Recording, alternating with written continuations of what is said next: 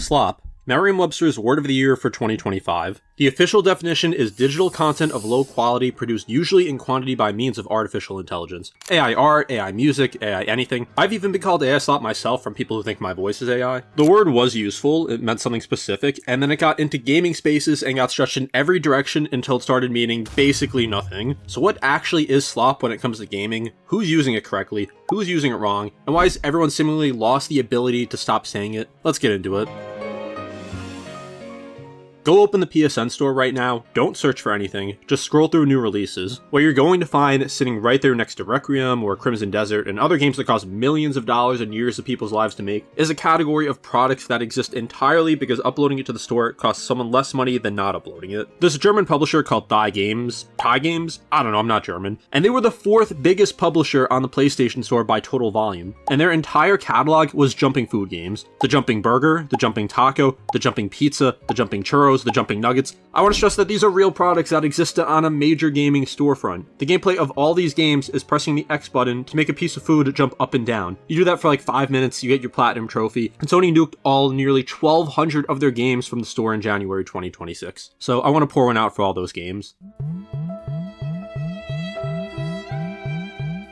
Thai Games isn't even the only one. There's a company called Nostra Games out of Cyprus that has had around 90 games on the PSN store. Titles like Be a Bee, Angry Battalion, and Fridge Escape. Sony delisted around 700 of their listings, counting regional versions, and Nostra went to their Discord and posted something like, "This was just as unexpected for us as it was for you," which is kind of hilarious if you think about it. But they've also announced they're continuing to release on Xbox, Nintendo, and Steam, so the slop didn't disappear, it just moved. All I can say is whoever job it is to monitor these is gonna have a field day. Then there's a game called Anime Girls Whispering Fear, pitched as a combination of survival horror and ASMR, two genres designed to do opposite things to your brain. One is going to spike your cortisol, the other relaxes you into unconsciousness, and someone thought combining those was a good idea, pitched it to the rest of the team agreed and made it, and then it went on the PlayStation Store. I've just been trying to figure out who the intended audience is for this. Is it people who are scared of falling asleep? People who find regular horror insufficiently soothing? I have no idea, maybe there's a diagram somewhere, but I haven't found it. And then there are the Italian brain rot games, which are the current peak of the form. If you haven't been graced with Italian brain rot, it's a TikTok meme trend from 2025 involving AI-generated hybrid creatures with Italian names or Indonesian names sometimes. Trallalero Tralala is a shark in Nike shoes. Bombardiro Crocodilo is a crocodile that's also a bomber plane. And then of course we have Tung Tung Tung Tung Tung Tung Tung Sahur, who is a wooden stick figure with a baseball bat. And fun fact, he is literally coming to Fortnite at this point. These characters went viral, and within what felt like 48 hours, someone had already made a PlayStation game, slapped some AI art on the cover, and put it up for 49 cents. Then more people did it, then more. A dozen quote-unquote companies all racing to be the definitive Trallalero Tralala gaming experience. A lot of these games still exist on the stores, by the way. There's also a fighting game called Brain Rot Fighting from a publisher called CGI Lab, the same publisher behind Veins of Darkness and Game and Console Supermarket Business Simulator, which kind of tells you everything you need to know about this studio. And if you look at reviews of this game, people literally cannot get the platinum trophy because the game doesn't let you replay fights, meaning a trophy requirement is just unobtainable by design. It's clear no one tested this for more than 20 minutes before it went on the store. Also, this costs $10. I get some of these slop games were jokes for like the minimum price, but $10? Also, quick shout out to the 6-7 game on PS5. This is what Pure Slop actually is. A game that exists not because anyone had any creative vision and wanted to put out a quality product with love and care, but because they saw a meme trending, made the most minimal possible thing, and then got it on the store before the trend died. There's no design intent or any substance here. It truly is slop. And even before all the AI stuff, shovelware has existed for decades. I mean, look at the Wii and DS libraries. Now, Sony did a cleanup run, but it's reactive, and the stuff exists across every platform. In 2024 alone, nearly 19,000 games released on Steam, and 80% of them were so little played that they barely registered. Valve has always put almost everything submitted onto the stores and let the market sort it out, which sounds fine until you realize that means hundreds of asset flips sitting in the new releases tabs next to things that people actually wanted to make. By 2025, nearly 20% of new Steam releases were disclosing AI-generated content. That's only counting the ones that actually disclosed it, so who knows what the actual number is. Then the Nintendo eShop has had its own history with this. It's gotten so bad that publishers have just been discounting these games that they show up high up in the sales page. Like, remember the Nintendo seal of quality? And now we have this on the Nintendo Switch.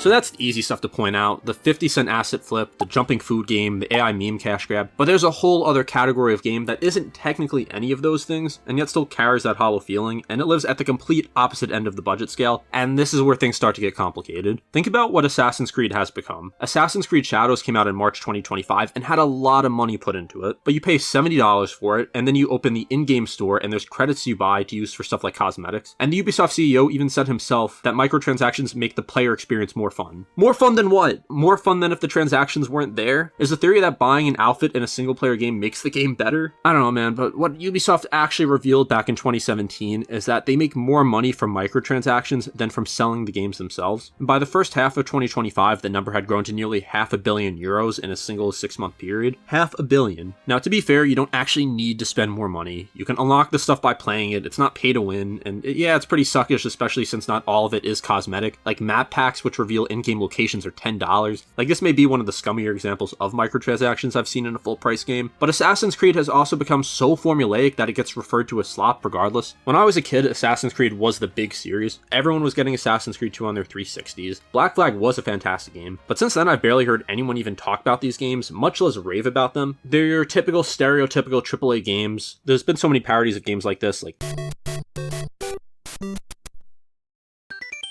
So while these games may have a lot of content and modern visuals, something about them just feels soulless, and that's a word you'll see attached constantly, whether it's to COD, sports games, and many live service games. And speaking of live service games, they often launch visibly incomplete and ship with Battle Pass on day one, and then start to drip feed content on a seasonal schedule designed to keep you logging in rather than actually giving you something good. The one where every decision feels like it came from someone who's never even touched a video game in their life. I think when the line really gets crossed is when there's pay-to-win mechanics. Remember Star Wars Battlefront 2 at launch, how it had a Reddit post become the most downvoted post in Reddit history at the time? That's because at the time it would take an absurd amount of time to grind out certain characters to play as, or you could just spend money on it. It got so bad that changes were even made to the game. Games like this still do exist though. Of course, sports games, specifically NBA 2K if you're doing my career. So for all of you who don't play sports games, in NBA 2K you can make your own character and play with friends against randoms in a town or a beach or a cruise ship, wherever it may be, and you have different attributes, whether it's your 3-point shot, interior defense, slashing, whatever it may be, and you upgrade with VC, which is virtual currency. Now, the way to get virtual currency is by playing the game, but it takes forever to get VC, and it takes a lot of VC to upgrade your attributes. So the game early on especially is just dominated by people who will spend hundreds of dollars on the game, and that's just not fun. Now, no one likes microtransactions, but I can give somewhat of a pass to something like Fortnite because it's a free game with only cosmetic purchases. Is it predatory? Probably, but that's a discussion for another video. But paying $70 for a game and then getting pushed towards spending more to compete is just a different thing entirely. Now, I want to be clear that none of this automatically makes these games slop. Talented people work on them, and some people genuinely love them. But there's a real difference between a game where someone started from, I want to make this thing, and a game where someone started from, I want to build a monetization structure. And you could often feel it in these games. Now, of course, all games are made with the intent to make money. It wouldn't make sense otherwise. But there's plenty of games that still come out that you could tell have real soul put into them, have real love and care put into that experience. And then you just have games that are just missing all of that. So are those games slop? Maybe, but we'll get back to that.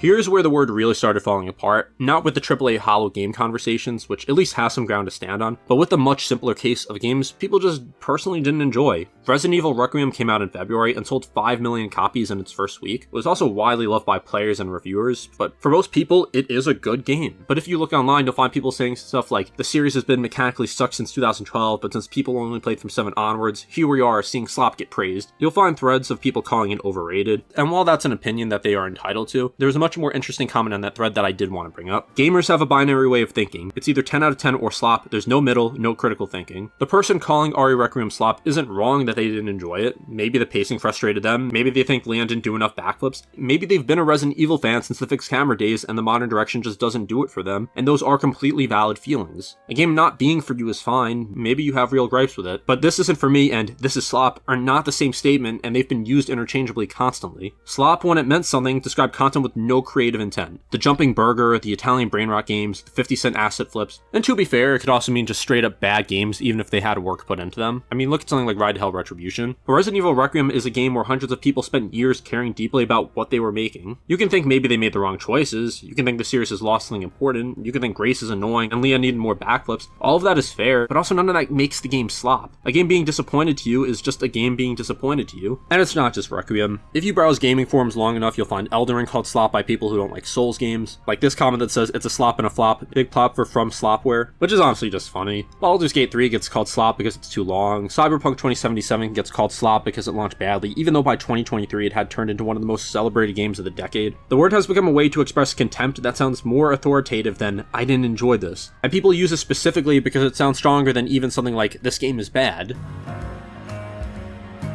Besides games being labeled slop for quality issues or monetization, there's been Milennialslop recently, and it involves games being millennial-fied. Basically, a writing that feels like it went through 17 readers wearing flannels in a drum circle before anyone checked if it was actually good. Dialogue where every character has a quippy comeback regardless of whether the tone calls for it. Think like Miles McKenzie in Metroid Prime 4, where he's a character who talks like he's in a Marvel movie the whole time. It's just that kind of vibe, and it seems like we're getting more and more of this humor in games. Like, a lot of this just feels like it was written by someone who owns a burger restaurant where the truffle fries are $18, and they do things a little differently. Like, look at some of the recent GTA Online updates. Now, this is probably the most subjective part of the video, because what you find to be cringe slop will be different than what someone else finds cringe, and a lot of political discussions get brought up with this kind of discourse, and I don't care to get into that here. I think regardless of your opinion and all that, we can still agree that this is cringe. The way he leaps off of rooftops and flips backwards to face the camera before falling into a headfirst dive is just full of the exaggerated swagger of a black teen. I did just want to bring up this topic because I know someone is going to comment about it.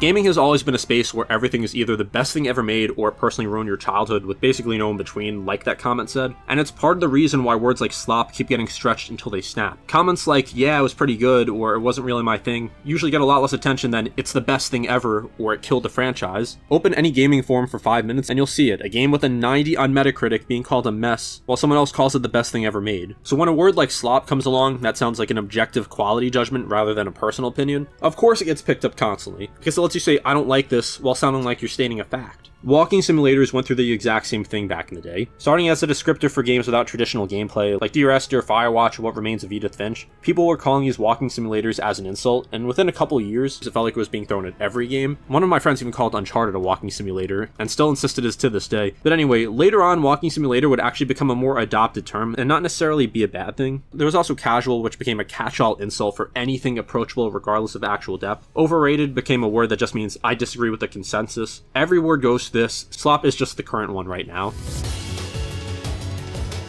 In March 2025, someone on Twitter posted about Lethal Company, Repo, and Content Warning and called them Friendslop, coining the term friend farming to describe games designed purely to get friend groups to buy them together. Now this was a joke, but it went viral, and now a year later there's been a lot of debate about it. A lot of the insults have been that these aren't real games, that they just exist to take your money, that they're indie slop. Then Peak came out in 2025, made by AgroCrab and Landfall, and in just the first few months the game hit 5 million sales, went on to sell over 10 million copies, and won major multiple Game of the Year awards. The developers even started embracing the term Friendslop, and one of Peak's creators described Friendslop as something that you and your friends will make up the difference in comedy and interaction and what the game is lacking, which is an honest description of how these games work. The game gives you a loose structure and your group fills in with whatever you want. Proximity chat in Lethal Company isn't funny because the game is funny, but it's funny if you are with funny people. And how many times did I just say the word funny? So what actually is Friendslop as a genre? Low cost, cooperative, shared objective, often proximity chat, often physics that are a little broken, like Lethal Company, Repo, Peak, Phasmophobia, Content Warning, chained together. Now these games have been around for a while, but they have started to surge in popularity over the past couple of years. And as someone who has played a lot of these games, the way you usually buy them is you'll be in a Discord call at like 11 at night trying to figure out something to play. One person has a recommendation, you all buy the game, and then usually play it a few times and get some fun out of it. And in my experience, a lot of these games have been well worth the money. I paid like $7 for Peak and I've played it for around 8 hours or so, and I've had a lot of good times with friends playing it. I didn't buy it expecting a huge game or the most polished game of all time. I bought it for that purpose simply. So this is kind of like with Walking Simulator, where it was used as an insult and just kind of became the name of the genre. And whenever my friends and I are looking for a game to play, we will often use the term Friendslop and not in a derogatory way.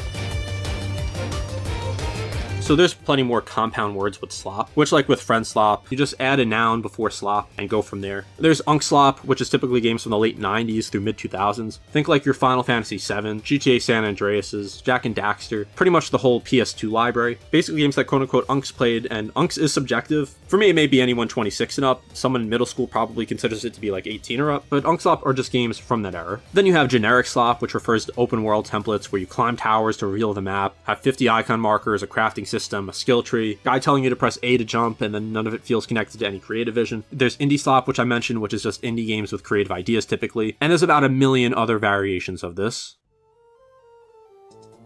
So Merriam-Webster named Slop Word of the Year because the word exploded to describe AI-generated content produced at mass scale with no quality control because AI has become so prevalent. And then the word itself got slopped. We just took it, used it on everything without caring whether it fit, and just wore it down to the point where it barely means anything specific anymore. The word invented to describe the problem of making too much stuff without any quality has become the very thing it swore to destroy. Ironic. The word is just so embedded in our culture at this point that most people just can't stop using it. Like, I'm writing an entire video about this, and I've probably used it casually twice today without even realizing it. Most of us are just casually using this word now, and someone's probably already commented calling this video essay slop or something. So within gaming, Slop still works on the right things. The Italian brain rot games, the dumping burger, the 50-cent asset flips, garbage shovelware titles, and arguably some of the soulless games from EA, Activision, Ubisoft. Now that is completely subjective. I may find Overwatch 2 to be slop, someone else may like it, and there's no definitive answer. So games like Resident Evil Requiem, Peak, even Baldur's Gate 3, which is a genre I have no interest in, I don't think any of these are slop. I think these games have real personality put in. They may have things you don't like. Resident Evil Requiem does have cosmetics you can buy, and we can call out certain things. We can have our disagreements on if a game is good or not, but I feel like the term slop has just been watered down so much that it's hard to tell what it even means anymore. Now, I think some things like Friendslop is a protective term at this point. I'm gonna continue using that. Everything else though, like maybe just think about it half a second before reaching for the word. Not because any specific game deserves protection from criticism, but because the word is more useful when it means something specific than when it means everything and nothing at the same time. Because now if I see someone call a game slop, I can't tell if they mean it's an AI generated game, a game that is legitimately just shovelware, a game that was just kind of mediocre, or a game they personally just didn't like. Or don't stop using it. Language does what it wants regardless of what one guy on YouTube thinks. I highly doubt anyone's gonna change their opinion on this because I made this video. And for those of you who think this word is used too much, just remember this. Pretty much all buzzwords and slang go through cycles. They rise, hit their peak, and start to fade like the low taper fade meme. Remember mid was everywhere 4 years ago, and now you still hear it, but not as much? I feel like slop will probably be the same way. So in conclusion, this is just what I think the term slop should mean. You probably disagree. Some of you have probably already called this video slop, and there's nothing I do to change most people's minds, but I did hope you enjoyed this video anyway, and be sure to subscribe.